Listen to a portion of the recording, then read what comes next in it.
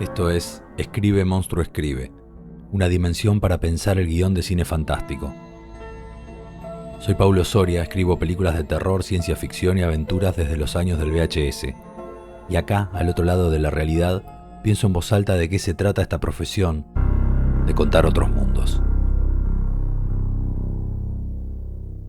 ¿Cómo están, monstruos y monstruas? Bienvenidos y bienvenidas una vez más a este espacio fantástico en todos los aspectos que se le pueda adjudicar. Quedamos en llamar Escribe Monstruo Escribe, el podcast.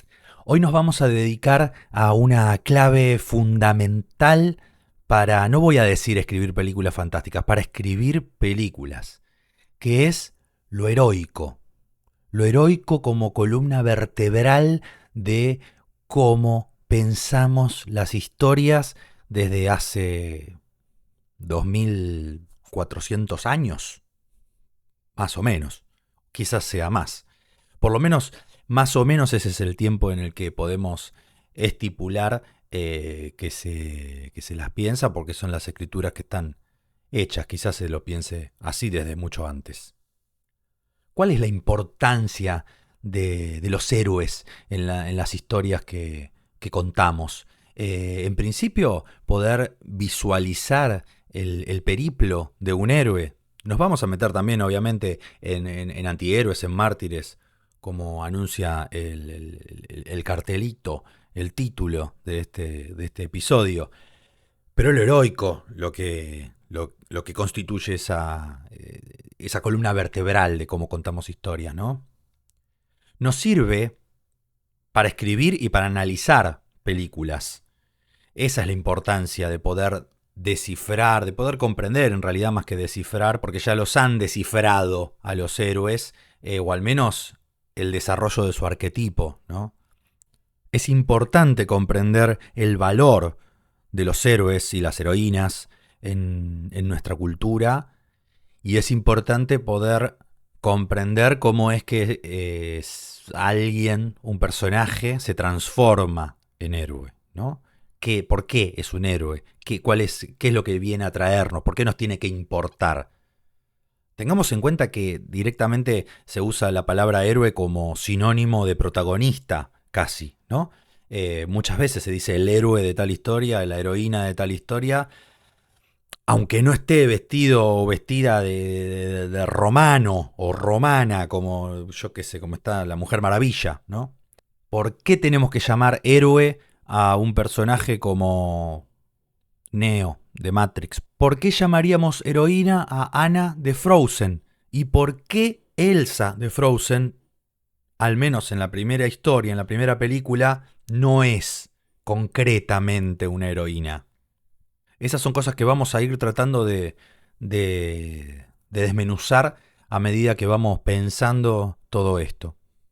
Nos metemos en este tema por lo universal que tiene lo heroico, porque está como base de casi todas las historias que conocemos, porque está en todos los mitos de todas las culturas del mundo, porque en la idea de aspirar a ser alguien mejor, en la idea de convertirnos o transformarnos en eso que soñamos, está lo heroico.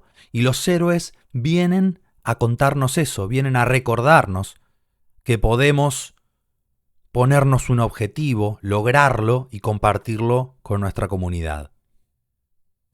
Esto, como decía antes, viene desde hace muchísimo tiempo, y el primero que lo baja, digamos, a papel es Aristóteles, o por lo menos el primero del cual hay registro.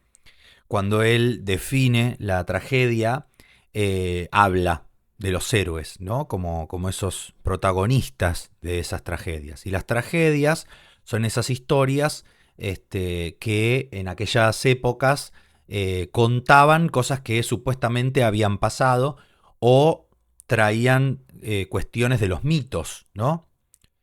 En esas historias, estos personajes que las protagonizaban estaban ya sea tomando de lo que se conocía de los mitos o tomando de la historia real elementos para ser construidos y contarnos todas esas historias, ¿no?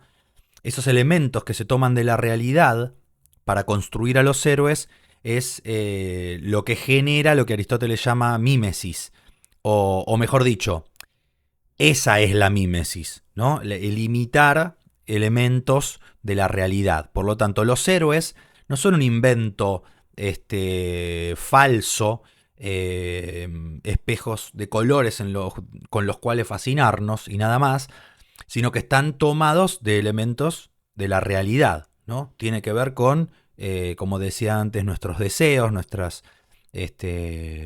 lo que nos gustaría ser, la posibilidad de desarrollarnos lo máximo posible, ¿no? Sería la verdadera meritocracia, ¿no? Sería el poder ser eso que soñamos. Entonces, en esa figura de esos personajes que tienen todo eso que nosotros queremos ser, es que nosotros podemos hacer catarsis, podemos volcar todos nuestros deseos, nuestras frustraciones, podemos volcar absolutamente todo y acompañar a esos personajes en su aventura ficticia, ¿no? Sintiéndonos ellos, sintiéndonos parte de esa historia, siendo acompañantes también de ellos durante todo su periplo y permitiendo que su historia nos conmueva, nos emocione y nos haga sentir que hay algo posible para hacer en este mundo, en el real. Eso es la catarsis, de alguna manera, ¿no? Es la identificación que tenemos con todos los personajes, con todos los buenos protagonistas. Por eso es que, en definitiva, podemos llamar a todos los protagonistas héroes. Los originales, aquellos de aquellas épocas, Hércules, Ulises, Edipo, pero también los actuales, Indiana Jones, Neo, Ana, Beatrix Kiddo, o como se diga, Sarah Connor, Ripley de Alien. En fin, héroes de diferentes épocas, héroes y heroínas, que también existen, o mejor dicho, existen porque representan, porque están al frente, porque son el motor de una fábula. Y la fábula, según Aristóteles, es la estructura de esos hechos reales, va a decir él, porque estaba hablando de las tragedias como miradas sobre cuestiones históricas, cosas que habían sucedido, que el poeta, como dice él, le da una forma de fábula, y esa fábula es lo que podría haber sucedido, no lo que sucedió. El historiador construye o narra lo que sucedió. El poeta es el que narra lo que pudo haber sucedido. Eso tiene que ver con la forma en la que está contada esa historia. Por eso hay una diferencia entre fábula e historia. Para nosotros, guionistas, comprender esas estructuras que están desde los comienzos de nuestras culturas, de las culturas que hoy se manifiestan, es importante porque todos estamos construidos en esa mirada, en esa estructura cultural, en esas formas, en esas maneras de comprender el mundo, de interpretarlo y de formarlo también, porque vemos un poco lo que vamos construyendo nosotros. Es importante manejar todas esas cuestiones para poder escribir historias que puedan llegar a la mayor cantidad de gente posible, que podamos transmitir lo que nosotros queremos transmitir de la manera más amplia que se pueda. Y los héroes, como planteaba Aristóteles, tienen esa capacidad de transformación. La peripecia hace que el héroe empiece de una manera y termine de otra. La llama anagnórisis a ese proceso. Es la transformación de esa persona que comienza siendo conocida de una manera para convertirse en alguien que al comienzo hubiera sido desconocido. Es como conocer a alguien nuevo, ¿no? Eso es lo que nosotros percibimos como espectadores cuando estamos viendo una película, una obra de teatro, estamos leyendo una novela, estamos siendo atravesados por una historia, por una fábula, mejor dicho. Muchos siglos después, en el siglo XX, para mediados del siglo XX, un poco antes, en los años 40, Joseph Campbell, un discípulo de Carl Jung, el psicoanalista que había sido discípulo de Freud y que propuso esta idea del inconsciente colectivo, propone lo que él llama psicoanálisis del mito, en un libro titulado El héroe de las mil caras.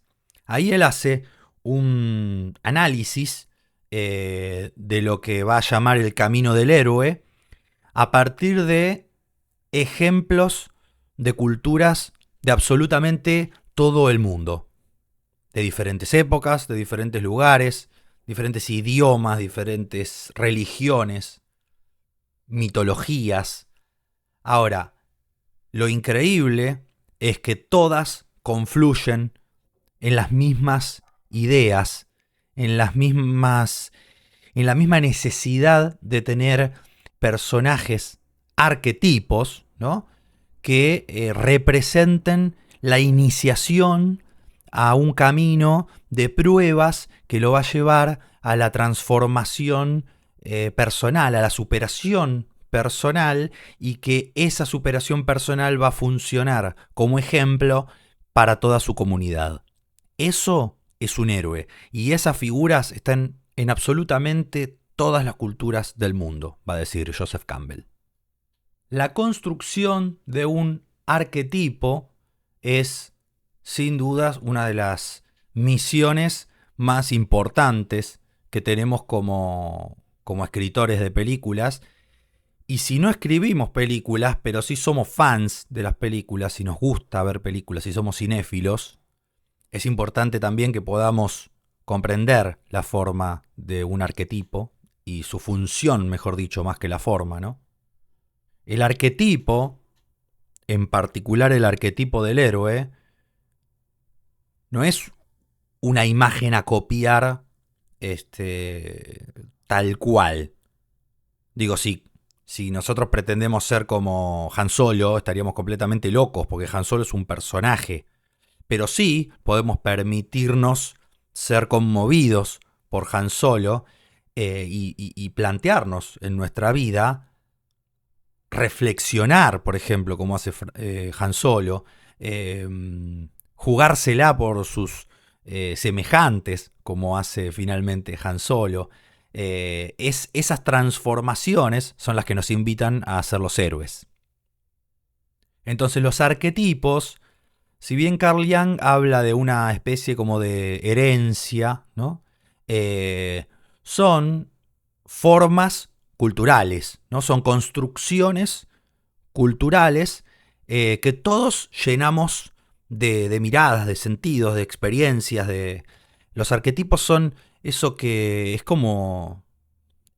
Es algo parecido a lo que sucede con las metáforas. Están ahí y todos vemos algo que es, digamos, en forma lo mismo, pero en contenido lo completamos cada uno con sus propias vivencias, con sus propias ideologías, con sus propias taras, con sus propios sesgos.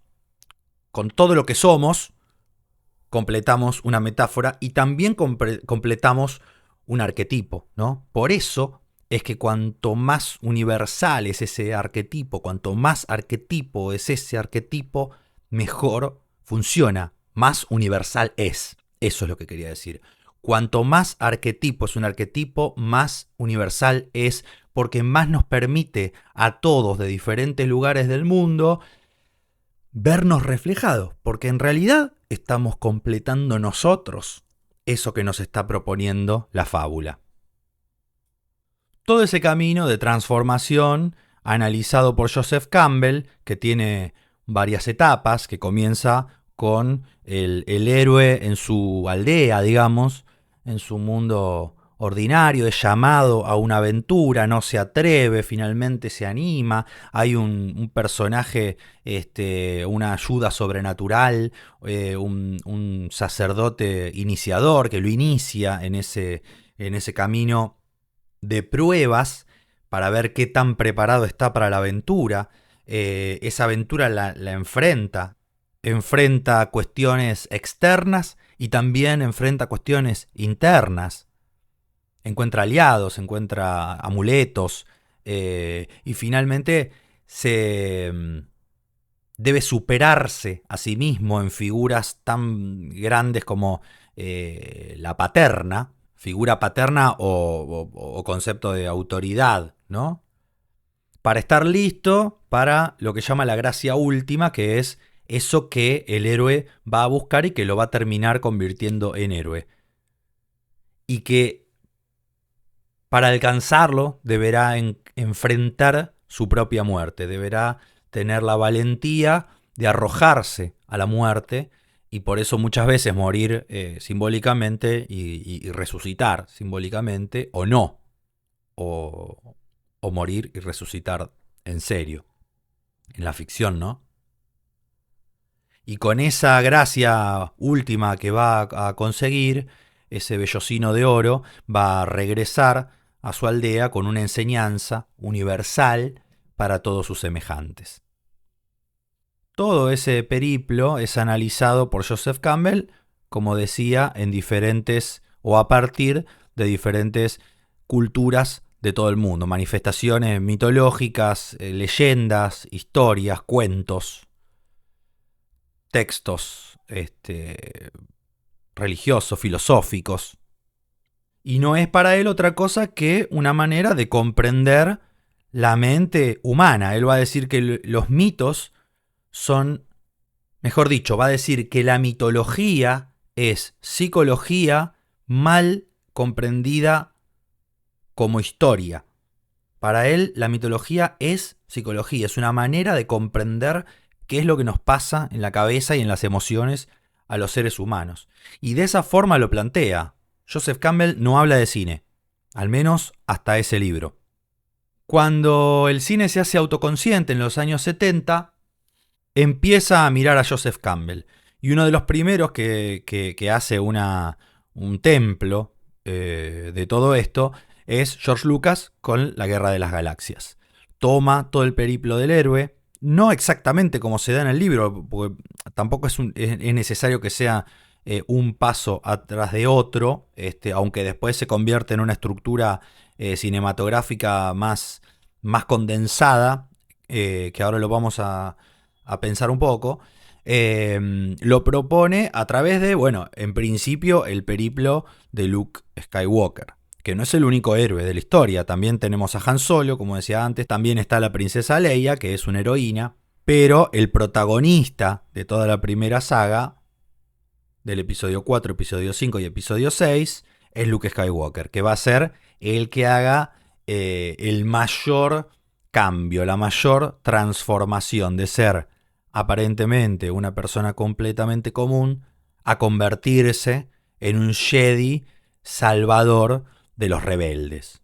Y si hay un personaje que se enfrenta a la figura paterna y es transformado positivamente después de esa experiencia e incluso transforma a esa figura paterna de manera positiva, es Luke.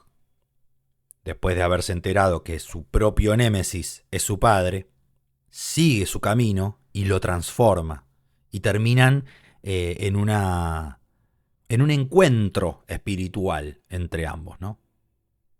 Porque el camino del héroe va hacia la transformación espiritual. Y el cine es el que recoge el guante de esta experiencia espiritual para construir un nuevo mito.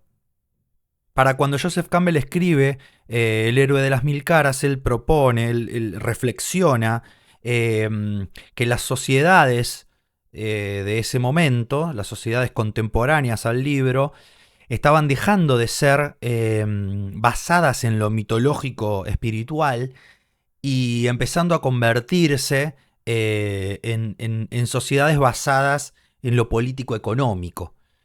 Entonces decía que había algo en el concepto de lo heroico que había movido siempre a la humanidad que estaba desvaneciéndose. Lo mitológico se desvanecía. Es el cine lo que viene para las últimas décadas del siglo a retomar eso y a construir los nuevos mitos. Porque Luke Skywalker es un héroe de una mitología. Star Wars hoy es ya una mitología. Es una gran historia épica.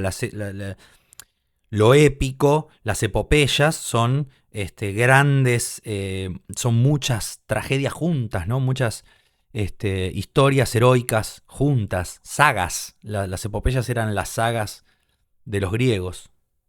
Y una vez que Star Wars se planta como el comienzo de la nueva mitología, empieza a crecer todo eso, ¿no? Empiezan a aparecer nuevos mitos. Aliens, Volver al Futuro, Terminator, los Goonies, Indiana Jones. Indiana Jones va a ser nuestro Ulises, nuestro Hércules.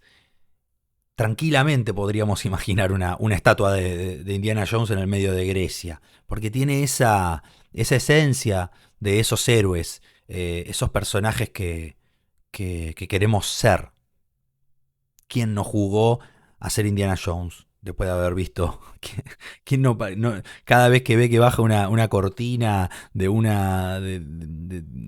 negocio o un portón de un estacionamiento, no se imagina pasando así y manoteando el sombrero?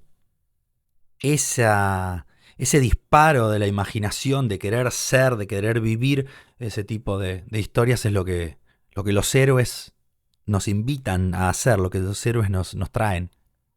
Para fines de los años 80, un script doctor de Disney llamado Christopher Vogler hace una bajada para trabajar, creo que en El Rey León, transforma o resume el héroe de las mil caras en 12 pasos, ¿no? Que son los que pueden encontrar en internet, son los pasos que hicieron famoso, por así decir, al camino del héroe. 12 estadios, digamos, que llevan uno a otro, paso a paso, a convertir a un personaje ordinario en un personaje heroico.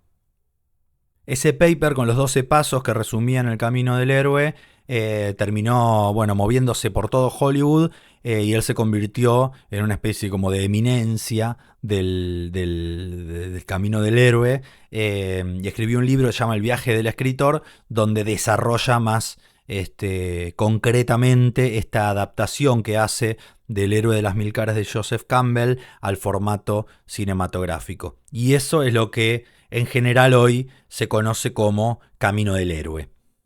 Pero lo que prometí al comienzo, o con el título del podcast, y que me parece interesante ponernos a pensar, es esa diferencia o esas ramas que se abren de lo heroico en lo antiheroico y lo martírico, ¿no? Los antihéroes y los mártires.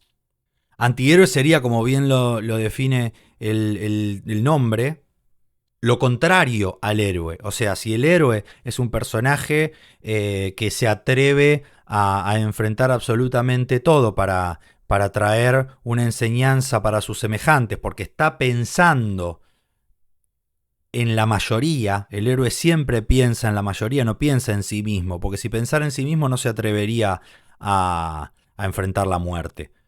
Como el héroe piensa en la mayoría, el héroe piensa en lo colectivo, es que se atreve a sacrificarse. Y por eso es beneficiado con el don de lo heroico, ¿no? Con la posibilidad de volver a este plano con una enseñanza. El antihéroe se mira a sí mismo, se mira el ombligo, la humanidad le parece una cagada, no le interesa para nada, es cínico, es mala onda.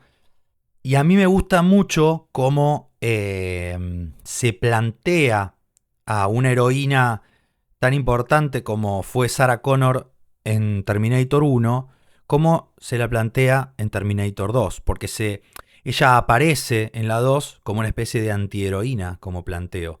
Pareciera, en realidad es el entorno la que le pinta todo eso, ¿no? la muestran como una loca, antihumanos casi, odia a todo el mundo, todo su entorno es una cagada para ella, es abusada, eh, es todo muy terrible, alejada de su hijo, encerrada en un neuropsiquiátrico. Y su actitud pareciera ser la de una antiheroína. Lo que tiene de fantástico Sarah Connor es que, a pesar de pensar que en el fondo la humanidad se merece ser aniquilada por tonta, por, por mirarse el ombligo justamente, ella puede ver más allá, porque ella ha hecho ha trascendido espiritualmente ese mirarse el ombligo y sabe que hay una manera de solucionar las cosas y es peleando por algo mejor. A través de salvar a su hijo, ¿no? Acompañar a su hijo que ella sabe que va a ser el héroe del futuro. Y eso es muy interesante también en Terminator, que está todo alrededor de John Connor, pero en realidad la heroína de todo esto es Sarah Connor. Ahora, tenemos por un lado entonces los antihéroes, pero también tenemos a los mártires. ¿Quiénes son los mártires? Los mártires son aquellos que mueren por lo que piensan o por la fe que predican. Son asesinados o caen en un sacrificio por eso que ellos piensan o defienden. Lo interesante son los grises que se dan entre los héroes y los mártires, porque hay héroes que, si bien su definición es enfrentar la muerte y volver, hay héroes que tienen algo de mártires. Por ejemplo, Catherine, de Príncipe de las Tinieblas, de John Carpenter, ella no es la protagonista de la historia, pero es una heroína, y es la compañera del protagonista. El protagonista, como buen protagonista o como buena mirada del mundo que tiene Carpenter, no se la termina de jugar por todo el resto, no se termina de convertir en un héroe. La que tiene la actitud heroica es ella, es Catherine, que se sacrifica por todos. Se sacrifica y queda al otro lado del espejo para parar al maligno, para parar al diablo, atraviesa ese espejo y se queda del otro lado para siempre. Se martiriza. Pero no queda ahí lo que ella logra. No se pierde, porque lo que ella hizo fue un acto heroico y logró modificar este plano de la realidad. Por lo tanto, está ahí, en un gris entre lo heroico y lo martírico, que viene a contar algo, ¿no? Por algo Carpenter elige que su protagonista no se la juegue y su coprotagonista sí se la juegue, se martirice, pero dejando una enseñanza y una culpa también en el protagonista, porque ella desde el más allá se comunica con él y él se queda con la culpa de no haber sido el valiente y haber permitido que se la llevaran a ella. Otra vez Carpenter, John Nada, el protagonista de They Live, es un personaje que se construye como un héroe, que va evolucionando como un héroe y cuando logra lo que vino a ser, muere, tranquilo, por haber logrado lo que él había visto que era necesario hacer para liberar a la humanidad. Un tipo completamente común que va a trabajar como obrero en una construcción, termina siendo el salvador de la humanidad y no sobrevive. Otra mirada del mundo de John Carpenter. No es porque sí que los héroes se terminan martirizando. Bien, volviendo a esto que había planteado Joseph Campbell de los cambios en las sociedades y de cómo esto de alguna manera hablaba de las sociedades, ¿no? La falta de héroes, la falta de lo mitológico. El cine entonces se convierte en la nueva usina de mitologías, de mitos, de héroes que enfrentan diferentes adversidades que tienen que ver con las adversidades de la humanidad. Y empieza de a poco a recoger el guante de lo que había dejado Joseph Campbell cuando varias décadas antes había planteado que las sociedades habían dejado lo mitológico y lo espiritual de lado para convertirse en productos de la política y la economía. Campbell termina El héroe de las mil caras con este texto que voy a leer. El héroe moderno, el individuo moderno que se atreva a escuchar la llamada y a buscar la mansión de esa presencia con quien ha de reconciliarse todo nuestro destino, no puede y no debe esperar a que su comunidad renuncie a su lastre de orgullo, de temores, de avaricia racionalizada y de malentendidos santificados. No es la sociedad la que habrá de guiar y salvar al héroe creador, sino todo lo contrario. Y así cada uno de nosotros comparte la prueba suprema. Lleva la cruz del Redentor, no en los brillantes momentos de las grandes victorias de su tribu, sino en los silencios de su desesperación personal. Ahí, Campbell, si nos paramos en nuestro rol de escritores de películas, nos está dejando un legado, algo que deberíamos recoger como una responsabilidad. Si nosotros contamos historias, tenemos la responsabilidad de construir historias que aporten, ¿no?, a la construcción de una mejor sociedad.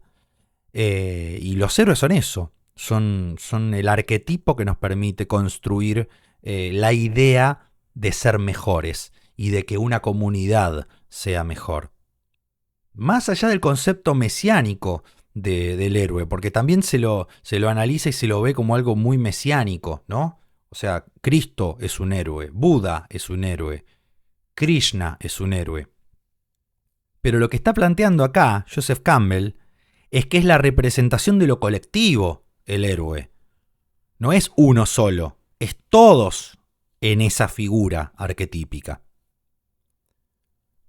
El cine, para finales de siglo, empieza a enfrentarse a los miedos y al poder del momento que empieza a gestarse, y es el miedo al uso malvado de la tecnología, ¿no? En nuestro palo, en el cine fantástico, se empieza a ver, porque el cine de ciencia ficción en particular es quizás el cine más político de todos, se empieza a ver ese miedo, ¿no? Que hoy sabemos que nuestras vidas están controladas, signadas, marcadas, delineadas a partir de inteligencia artificial que funciona a través de algoritmos segmentando toda la información para que nosotros estemos en una pensando que estamos en la misma que todos, o no, o pensando que la nuestra es la mejor. Todavía no sucedía eso en los años 80, pero por algo estaba Terminator. Y para fin del siglo aparece una película que va a terminar de responderle a Joseph Campbell y decirle: acá estamos, los héroes todavía existen, hay un héroe moderno que es el que se va a enfrentar al nuevo mal, y ese personaje es Neo, de Matrix. Neo es el héroe moderno. Neo es el nerd que se va a enfrentar a un camino de pruebas que le va a permitir descubrir que él es capaz de ver la matriz de todo. Y esa matriz de todo no es otra cosa que una metáfora de lo que ya estaba sucediendo a fines del siglo XX con el desarrollo descomunal de Internet. ¿Por qué entonces es importante que pensemos en los héroes, que los analicemos, que los comprendamos, que los utilicemos y que construyamos nuestros propios héroes? Justamente porque constituyen un arquetipo universal que nos permite soñar con ser mejores, que nos permite más que soñar con ser mejores, que nos permite tener el impulso de ir a lograr ese sueño de ser mejores. Nos pone en acción, Eso es lo importante de los héroes, que nos ponga en acción para lograr ser mejores de manera colectiva. Y los héroes están en todos lados. Rose de Titanic es una heroína. Barbie es una heroína. Incluso en Woody Allen podemos encontrar lo heroico, ni hablar en Poderosa Afrodita, que aparece directamente lo griego, pero en cualquier película, en Scoop, en la que se les ocurra, el misterioso asesinato en Manhattan, a pesar de la comedia y de la diferencia entre comedia y tragedia y la identificación que se da, la catarsis diferente que se da entre los personajes de comedia y los personajes trágicos / héroes, hay algo de transformación ahí que nos llama la atención y que también queremos ser así. Entonces, si están pensando en por qué hay tantas películas que les gustan, por qué nos gustan las mismas películas acá, en Japón, en Malasia, en Francia y en, yo qué sé, en donde se les ocurra, y si están pensando en cómo construir, cómo transformar la historia que están escribiendo, el guión que están escribiendo, en una historia universal, vayan a lo heroico. Lean a Joseph Campbell. Vean de nuevo La Guerra de las Galaxias. Vean de nuevo Matrix. Vean muchas veces Terminator 1 y muchas veces Terminator 2. Y van a ver que ahí hay algo que nos identifica a todos.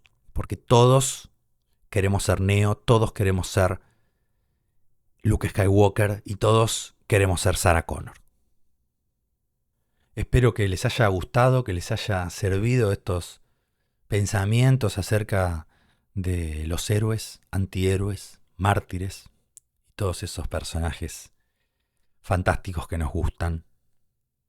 Los y las invito a sumarse a mi newsletter, que también se llama Escribe Monstruo Escribe. Pueden hacerlo a través de mi web, paulosoria.com.ar. Seguirme en las redes que quieran, @paulosoriacine. Y si les interesa seguir pensando estas cosas, sentarse a escribir y desarrollar guiones con un acompañamiento y de manera colectiva también, pueden sumarse a mis seminarios y workshops. También lo pueden buscar en mi web, paulosoria.com.ar/seminarios. Ahí encuentran las datas de los talleres y los seminarios que voy abriendo. Y con esto ya me despido. Hasta el próximo encuentro fantástico de Escribe Monstruo Escribe. Adiós, monstruos y monstruas. La visita a la dimensión para pensar el guión de cine fantástico llegó a su fin. Soy Paulo Soria y los espero la próxima vez que se abra el portal para pensar en voz alta de qué se trata escribir películas de terror, ciencia ficción y aventuras.